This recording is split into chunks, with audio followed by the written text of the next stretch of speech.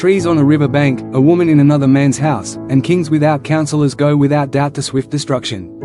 This quote from Chanakya Niti highlights three critical elements of dependence and vulnerability in life that, when left unchecked, inevitably lead to destruction. Chanakya compares trees on a river bank, a woman in another man's house, and kings without counselors to situations that are unstable and prone to collapse. All three scenarios represent entities or individuals who are exposed to external forces and lack proper protection or guidance, making them susceptible to downfall. Let's explore each of these metaphors through a story.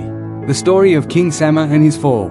Once upon a time, in the kingdom of Dharma, there was a young and ambitious king named King Samar. He inherited the throne after the untimely death of his father, King Rajendra, who had been a wise and well-respected ruler. However, King Samar lacked the experience and wisdom that his father had possessed, and instead of relying on trusted advisors and counselors, he chose to govern alone, believing that his youthful energy and independence would lead the kingdom to prosperity. The tree on the river bank. King Samar had a grand garden near the riverbank of the kingdom. It was adorned with lush trees that provided shade and beauty to the kingdom. However, the trees had no roots deep enough to withstand the powerful floods that would occasionally sweep the banks. As a result, during storms or seasonal floods, these trees would be uprooted, and the entire garden would be destroyed. The trees on the riverbank symbolized King Samar's rule without guidance. Just like the trees were vulnerable to the unpredictable floods, his rule was susceptible to unforeseen challenges.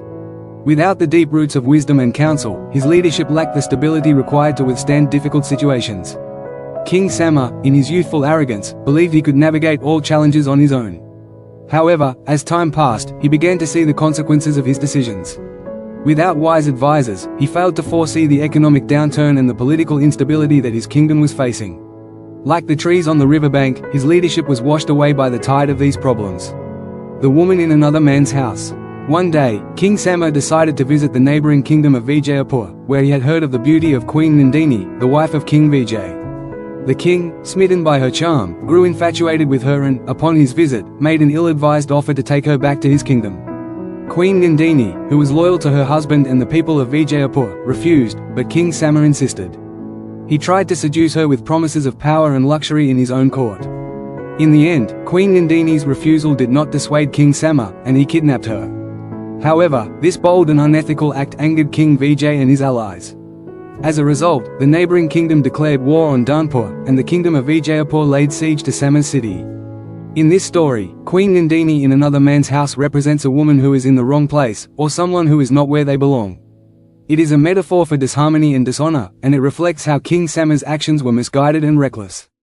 His decision not only harmed his kingdom's reputation but also led to unnecessary conflict and destruction. The king without counselors. As the war with Vijayapur intensified, King Samar continued to make decisions based on his pride and self-belief rather than wisdom. He ignored the advice of the elders and wise men in his court, believing that he knew better than anyone else. His refusal to consult with trusted counselors meant that his strategies were poorly thought out. He ignored the warnings of his generals and ministers about the growing power of King Vijay's forces. In the face of the siege, King Samar's rule began to falter. His kingdom's defenses crumbled, and the people grew restless. The lack of wise counsel left him blind to the true needs of his kingdom and the impending doom. A king without counselors is like a ship sailing without a captain. Without the guidance of experienced advisors, King Samar was sailing his kingdom toward disaster. The destruction of King Samar. In the end, King Samar's kingdom fell. The siege by Vijayapur proved devastating, and despite the brave efforts of his soldiers, Dharma was overrun. King Vijay took control of the capital and imprisoned King Samar, who, in his arrogance and disregard for counsel, had led his kingdom to ruin. The destruction of King Samar's reign was the direct result of ignoring three key aspects. Like trees on a riverbank, his kingdom lacked a strong foundation of wise leadership and counsel. Like the woman in another man's house, his reckless desires and actions caused unnecessary conflict, ultimately bringing harm to his people. Like a king without counselors, his failure to seek guidance and make wise decisions led to the downfall of his kingdom. The moral of the story. This story exemplifies the meaning behind Chanakya Niti, trees on a riverbank, a woman in another man's house, and kings without counselors go without doubt to swift destruction. Each of these metaphors conveys the idea that vulnerability and lack of stability are dangerous to both individuals and rulers.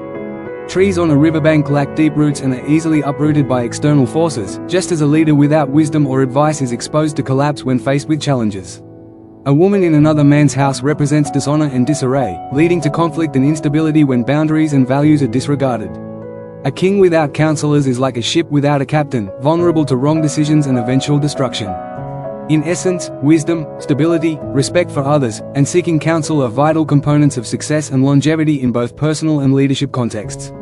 King Samar's downfall is a reminder that pride and independence without the guidance of trusted allies and values can lead to swift destruction, no matter how strong or capable one may feel. The lesson is clear: never underestimate the importance of wise counsel, ethical behavior, and strong foundations in both leadership and personal life. The wise leader listens to his advisors and maintains balance and honor in all things. Thanks for watching. If you found this video insightful, don't forget to give it a like, share it with others who might benefit, and subscribe to the channel for more valuable content like this. Hit the bell icon so you never miss an update. See you in the next video.